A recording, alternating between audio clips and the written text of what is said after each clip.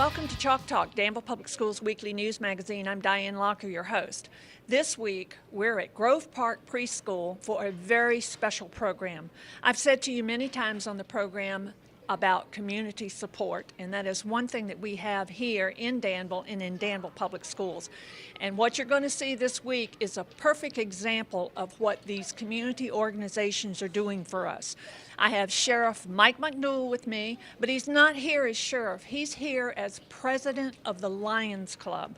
Now, Mike, tell me about what we're doing here at the preschool today. So today what we're doing is we're transforming, obviously with the Danville Public Schools, the vision screening system that's done. Historically, there's the E test. Which way is the E facing? This is which is extremely time consuming. It is time consuming, and quite frankly, it's been done since the 1950s. So it's probably a little bit outdated. So we had one of these, I call them the magic machines, that take a picture of kids' eyes, and it really gets in depth of what if they have myopia or other vision issues. That if they need glasses, they can tell you, hey, these referrals, these kids need glasses. And what we found, and not to get ahead of ourselves here, is that 40% of the referral rates is about what there is in communities, because it's already being done around the Richmond area. Let me back up. All right, and I want to back up to you personally. I know you're president of the Lions Club, but it's your background in law enforcement that I let's say put you out there to get the Lions Club to do what we're going to see is happening here today for vision screening. Now, tell me a little bit about some of the statistics that we talked about, because I think it's very it's very eye-opening. It's compelling. So I was present when a speech was given by one of my fellow Lions, and 79% of juvenile delinquents have untreated vision issues. So you can easily see how that transcends the classroom. They stop paying attention, they start to get bad grades, and then they get in trouble, and then ultimately become the juvenile delinquents and the criminals of tomorrow. So that's really gripped me and said, wow, if we can somehow get in there and try to curb that statistic, what a difference. I talk about changing the landscape of our community that we can have, and that's what's really exciting me about this project, is really changing the kids. And you think about 5-10 years from now, where will we be in a much better place? Hopefully, that's the goal. Now, I think what we're starting out with this year, and we don't know about the years to come, and that's something we hope to continue, but we're starting out this year with preschool and kindergarten. Now, I think you're also doing some other places in the community too, but what Lions Club is doing are for those kids in Danville Public Schools. Right, so the starting place that we wanted to have, every kid goes to kindergarten. And the struggle that we had as far as trying to figure out what layer to attack, if you will, was not every kid goes to preschool, public preschool. So, but this year, being our first year, we're doing all the preschools and all the kindergartens. So, the Lions Club is doing all of them. Right. Well, there's a company we're contracting with called Connexus, formerly Prevent Blindness Virginia. The Richmond area schools started doing it, so we kind of picked up on that. And it's working up there. Our superintendent was very supportive of this new initiative, and we're working really well. But to get the kindergarten layer every year, you're theoretically getting every child that's going to be in the schools. Now, tell me about the cost to the Lions Club, because this is not costing the school system anything. That's right. What is the cost to Lions Club? What is it that they're kicking in for this? So to me, it's a nominal fee, and our club feels the same way. I'm just a representative of our club. It's at $7 a child, which is a very small amount for the bang for your buck concept. You got to get a lot, out of it, but it's really a small fee, and our club's happy to do it. Well, I want to thank you and the Lions Club for doing this for our school system. This is just one more example of how the community kicks in. What we're going to do now is we're going to get down to the classroom. We're going to see what this machine really looks like. It's exciting, isn't it? It is. Yeah. It is. Thank you. Yeah, sure thing.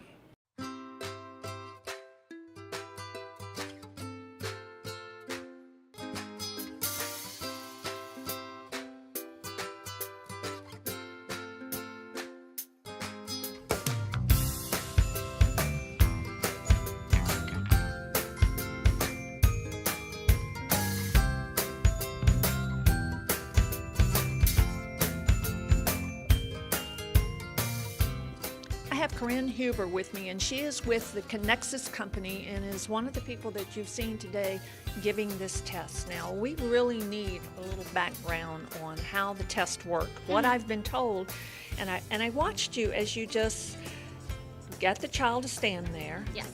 focused on their eyes, And how long did that take? Just seconds, didn't it? Yeah, seconds per student. It's very quick. Then it goes into this machine that you're holding. What happens then? So the machine is testing a bunch of different variables. It's measuring pupil size, it's taking acuity readings, it's seeing if the eyes are working together, a whole bunch of things. So when we take the picture, it goes into the machine and it will spit out a report with all the different measurements that it took. And how long did that take to spit out that report? Oh, it's instantaneously. So it's the seconds it takes to make the picture is how long it's taking to make the report.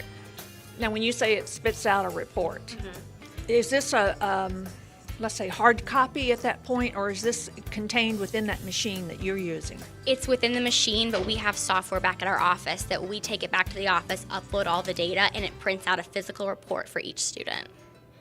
Now, I've been talking with the district-wide school nurse and different people about this, and what they're saying is that a report will come back on every student. And you'll have reports on those students that have some type of vision problem. And those are the ones that we need follow-up on. Did I get that right? Yes, so we'll send a report back on everyone, and it will either be a pass or refer, and the refer reports are the ones that need further examination. And that's going to be handled within the individual schools by the school nurse.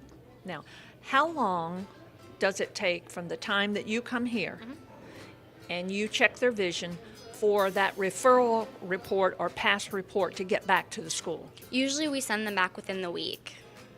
So this is all wireless, isn't it? Done wirelessly? Because I noticed the machine that you're using, didn't notice any plug-ins or anything like that. Yeah, the machine is battery operated, but all of the information is preloaded. So we get a roster from the nurse before we come. So that's why it's so quick, because the students are already uploaded in the machine. We can just pull them up by their name and then take the picture. So each one of those students that walked up to you, because you were doing them one at a time, you already had their name programmed in the machine? Yes, from the roster that the school nurse sent us beforehand. Tell me about the origins of Connexus. I mean, this is the first I've heard of it when we found out this was going to happen and the Lions Club sponsored it. Where are you based? How many schools do you work with? Well, I'm fairly new. I'm about 3 years working with them. They used to be part of Prevent Blindness, and then they kind of segued into their own thing. But we go all over Virginia. Me, personally, I travel all over Virginia. I go to all the different elementary schools. Wherever we get funding for is with where we service. Is it mostly elementary schools and preschools? We do mostly elementary schools and preschools, but we also do 7th grade and 10th grade because those are also the grades that the state of Virginia mandates be vision screened every year. Now here in Danville, the Lions Club is sponsoring this. Is that the general thing that happens throughout the state, or is there all different types of funding for this? It's all different. So we just have a lot of different private funders, grants we apply for, and that's how we get our money. It's exciting, and it shows where we can go with Oh, technology. definitely. Yeah. Thanks. Yeah, thank you.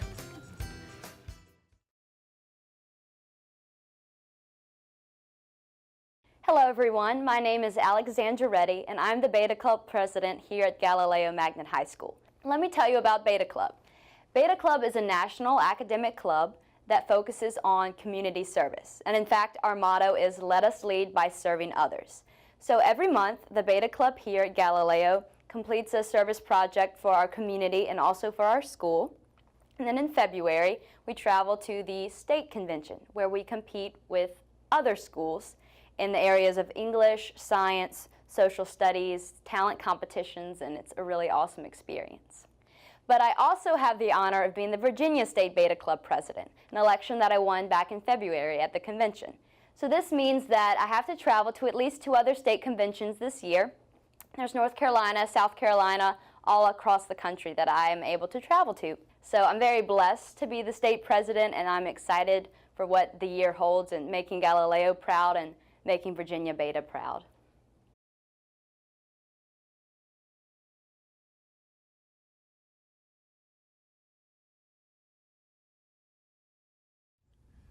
Hello, my name is J.D. Edmonds, and this is my wife, Janine Edmonds. I am the Bonner Booster President, and I'm encouraging all you parents to get involved with your child's education, get involved with the community, and show your support for your kids' school. Continue to be that bridge between the community, school, and family.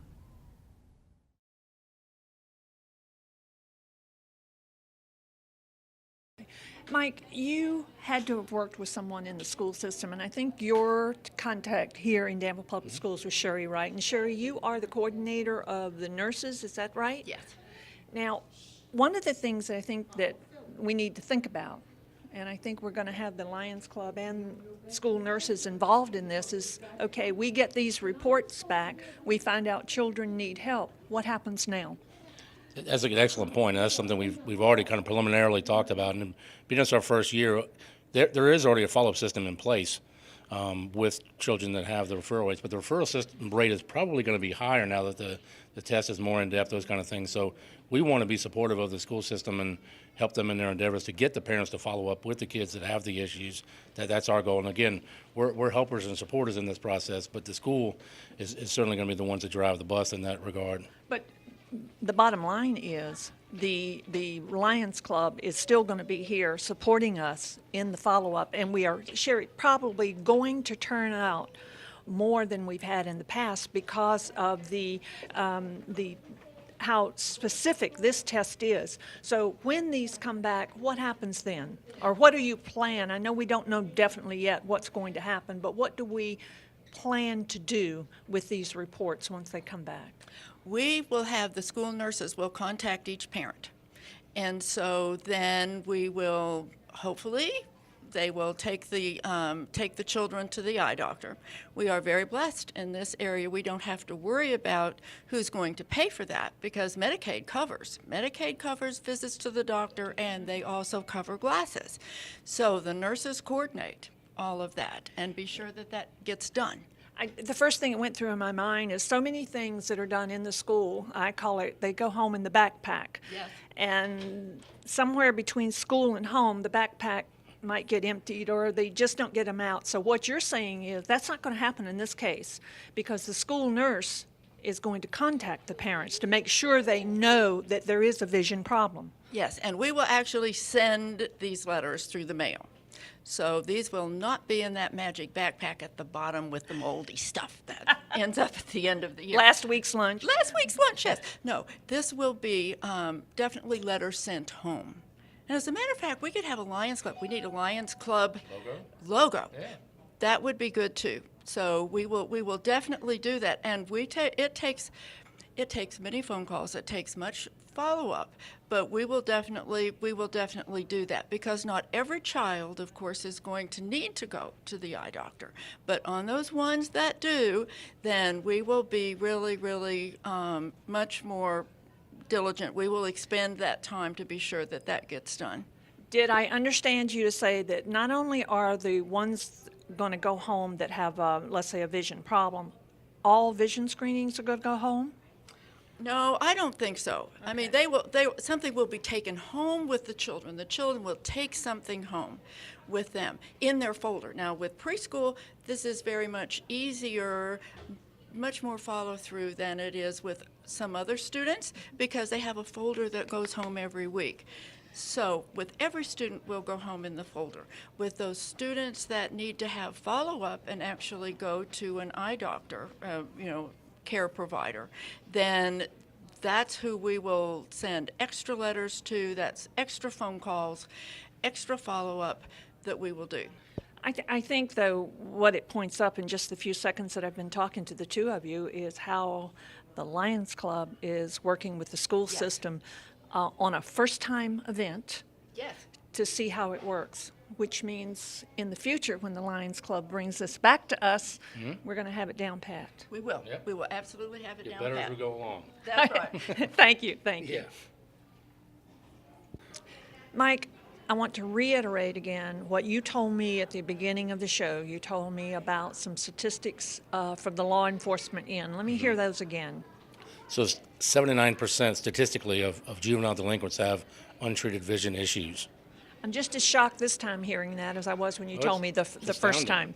astounding. It doesn't mean, you're not saying that every child that has bad vision is going to be a juvenile delinquent. What you're saying is that of juvenile delinquents that you've looked at, that is one of their problems. It's a nationwide statistic, so you're right. Those that are already in the category of being juvenile delinquents, 79% of those, which is more than 3 in 4, have the vision issues, untreated vision issues.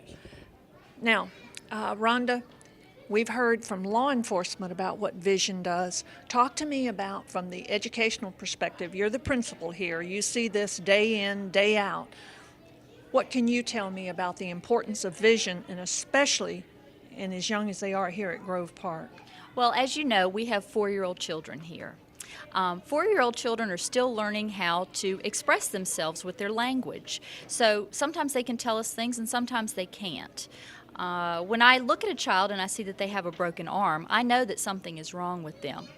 If they have a vision problem, they can't really tell me that they can't see something because they may not know that they can't see, and they may not be able to have the language to be able to tell me that. I think that's a very important point, what you just said there. Any child can tell you, my arm hurts, my foot hurts, my head hurts, but they can't really tell you why whatever is on the board or whatever's in the book looks the way it looks. Yes, and I'm glad you said that because, you know, in education we're trying to move more to small group learning, but there's still opportunities for the teacher to stand in front of the children to show them something. So we need to make sure children are seeing things that are close up to them and also being able to see things in front that the teacher is holding in front of them. And vision is just key.